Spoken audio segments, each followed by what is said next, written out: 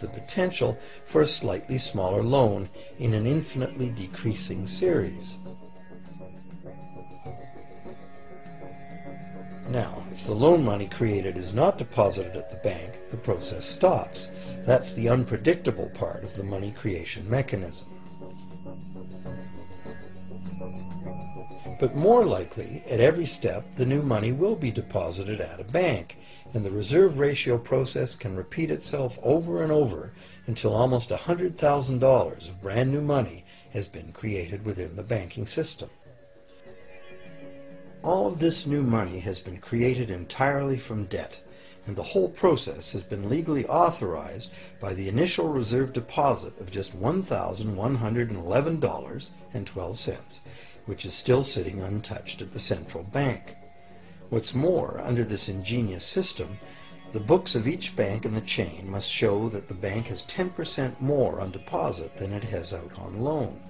This gives banks a very real incentive to seek deposits in order to be able to make loans, supporting the general but misleading impression that loans come out of deposits. Now, unless all the successive loans are deposited at the same bank, it cannot be said that any one bank got to multiply its initial high-powered money reserve almost 90 times by issuing bank credit out of nothing. However, the banking system is a closed loop. Bank credit created at one bank becomes a deposit in another, and vice versa. In a theoretical world of perfectly equal exchanges, the ultimate effect would be exactly the same as if the whole process took place within one bank.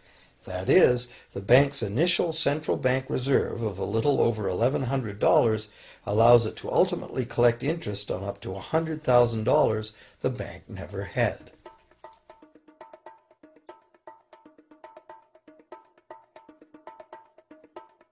If that sounds ridiculous, try this.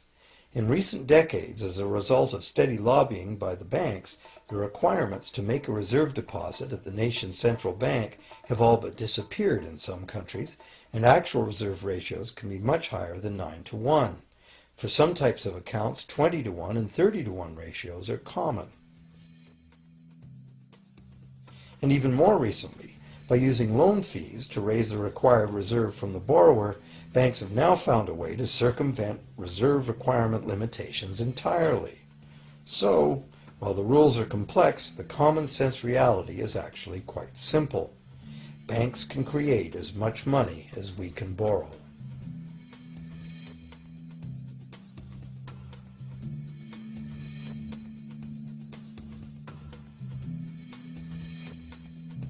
Despite the endlessly presented mint footage, government-created money typically accounts for less than 5% of the money in circulation.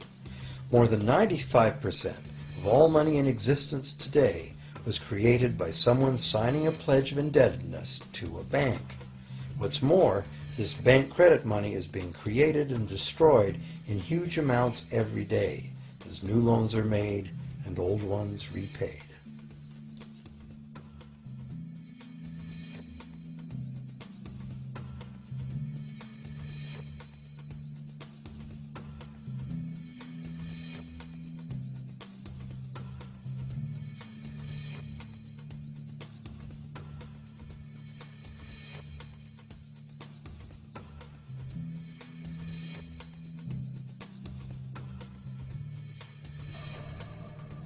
Banks can only practice this money system with the active cooperation of government. First, governments pass legal tender laws to make us use the national fiat currency. Secondly, governments allow private bank credit to be paid out in this government currency. Thirdly, government courts enforce debts. And lastly, governments pass regulations to protect the money system's functionality and credibility with the public, while doing nothing to inform the public about where money really comes from. The simple truth is that when we sign on the dotted line for a so-called loan or mortgage, our signed pledge of payment, backed by the assets we pledge to forfeit should we fail to pay, is the only thing of real value involved in the transaction. To anyone who believes we will honor our pledge, that loan agreement or mortgage is now a portable, exchangeable, and saleable piece of paper. It's an IOU. It represents value and is therefore a form of money. This money the borrower exchanges for the bank's so-called loan. Now, a loan in the real world means that the lender must have something to lend. If you need a hammer, my loaning you a promise to provide a hammer I don't have won't be of much help. But in the artificial world of money, a bank's promise to pay money it doesn't have is allowed to be passed off as money, and we accept it as such.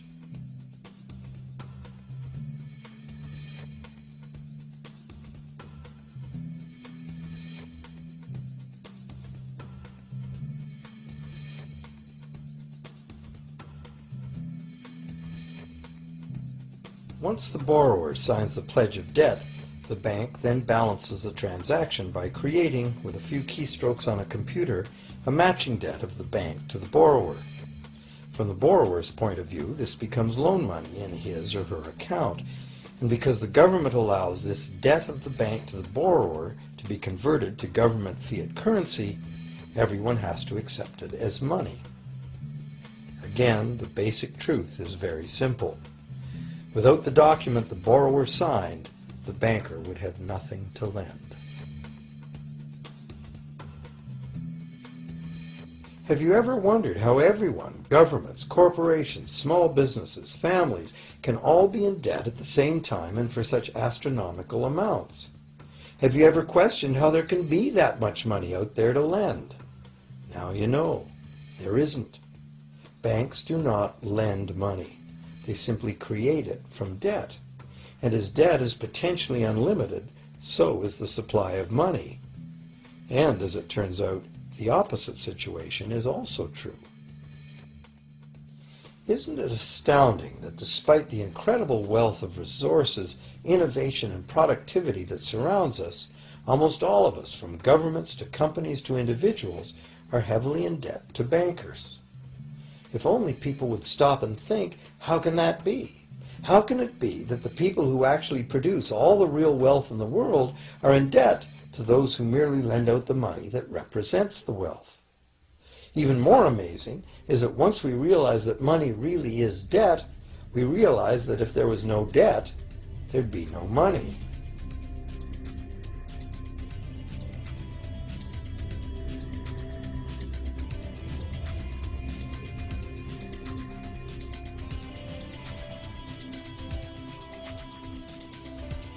If this is news to you, you are not alone. Most people imagine that if all debts were paid off, the state of the economy would improve. It's certainly true on an individual level. Just as we have more money to spend when our loan payments are finished, we think that if everyone were out of debt, there would be more money to spend in general. But the truth is the exact opposite. There would be no money at all. There it is. We are totally dependent on continually renewed bank credit for there to be any money in existence. No loans, no money, which is what happened during the Great Depression. The money supply shrank drastically as the supply of loans dried up.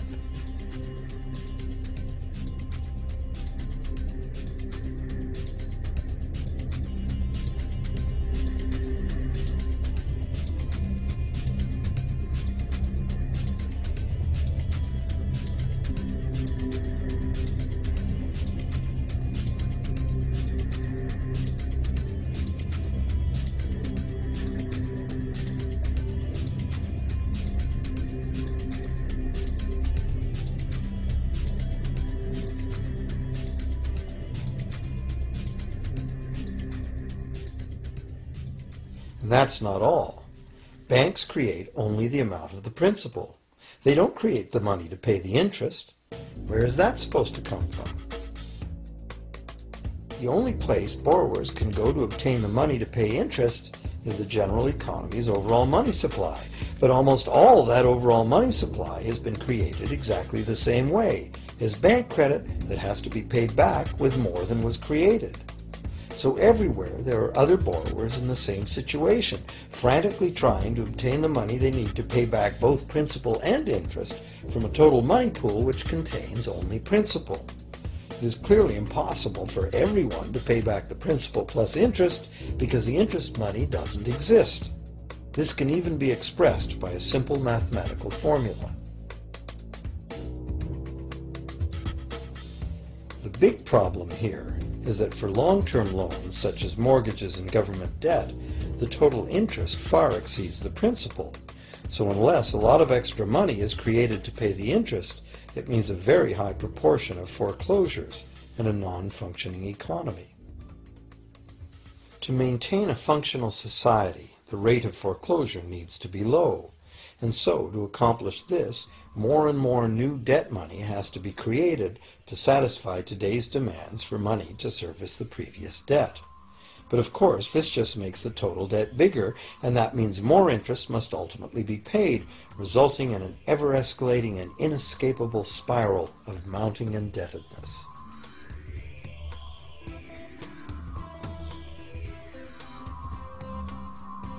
It is only the time lag between money's creation as new loans and its repayment that keeps the overall shortage of money from catching up and bankrupting the entire system.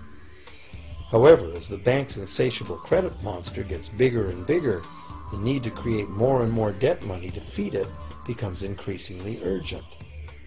Why are interest rates so low? Why do we get unsolicited credit cards in the mail? Why is the U.S. government spending faster than ever? Could it be to stave off collapse of the entire monetary system?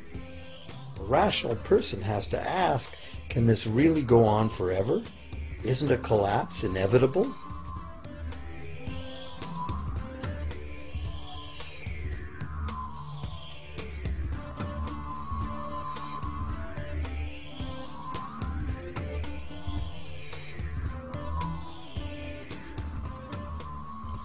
Money facilitates production and trade. As the money supply increases, money just becomes increasingly worthless unless the volume of production and trade in the real world grows by the same amount. Add to this the realization that when we hear that the economy is growing at 3% per year, it sounds like a constant rate, but it's not. This year's 3% represents more real goods and services than last year's 3% because it's 3% of the new total. Instead of a straight line, as is naturally visualized from the words, it is really an exponential curve getting steeper and steeper. The problem, of course, is that perpetual growth of the real economy requires perpetually escalating use of real-world resources and energy.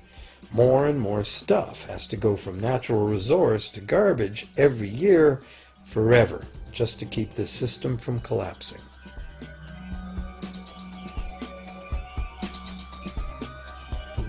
What can we do about this downright scary situation? For one thing, we need a very different concept of money.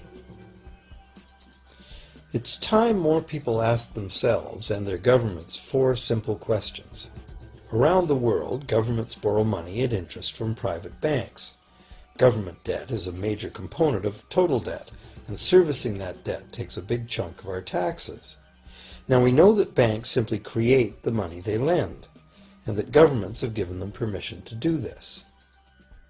So the first question is, why do governments choose to borrow money from private banks at interest when government could create all the interest-free money it needs itself? And the second big question is, why create money as debt at all? Why not create money that circulates permanently and doesn't have to be perpetually re-borrowed at interest in order to exist? The third question, how can a money system that can only function with perpetually accelerating growth be used to build a sustainable economy? Isn't it logical that perpetually accelerating growth and sustainability are incompatible? And finally, what is it about our current system that makes it totally dependent on perpetual growth? What needs to be changed to allow the creation of a sustainable economy? At one time, charging any interest on a loan was called usury and was subject to severe penalties, including death. Every major religion forbade usury. Most of the arguments made against the practice were moral. It was held that money's only legitimate purpose was to facilitate the exchange of real goods and services. Any form of making money from simply having money was regarded as the